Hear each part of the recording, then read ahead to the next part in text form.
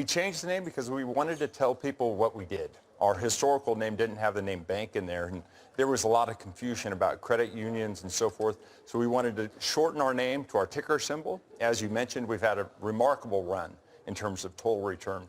Going back to 1982, our total return has been 17,000%, believe it or not. 1980 to 17,000%. That is truly amazing. We'll get to that in just a minute, but I'm curious, when you make a name change like that, and you have what, about 300 locations around the West, 8 states in the West. That's right.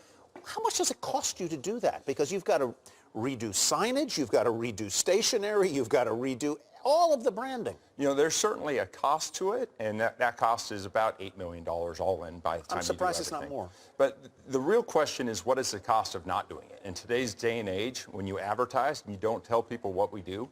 So we've shortened the name, we've honored our heritage, and we tell people what we do. And the great news from our perspective is our clients said, wait, I thought that was already your name.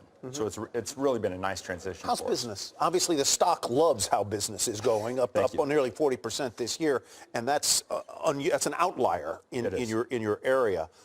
Why have you been able to deliver those kinds of returns, and how is business? Well, you know, we are fortunate. We are headquartered in Seattle, which is going gangbusters. And I tell our team all the time, it's like we're in Camelot. These are the best of times.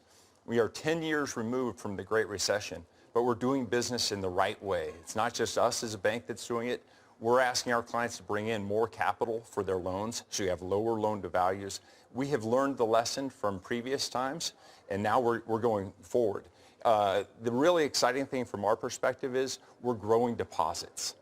Loans are out there, you can get loan growth, but last year we grew deposits by over $600 million, over 5% organic growth, which is the highest kind of growth we can have. You just said these are the best of times. I mean, what have you done to get ready for not maybe the worst of times, but for a possible business slowdown, maybe even in housing? Give me your thoughts there. You know, we always, as bankers, we're cynical, we're a little bit skeptical, and during the Great Recession, we had... Some bankers weren't.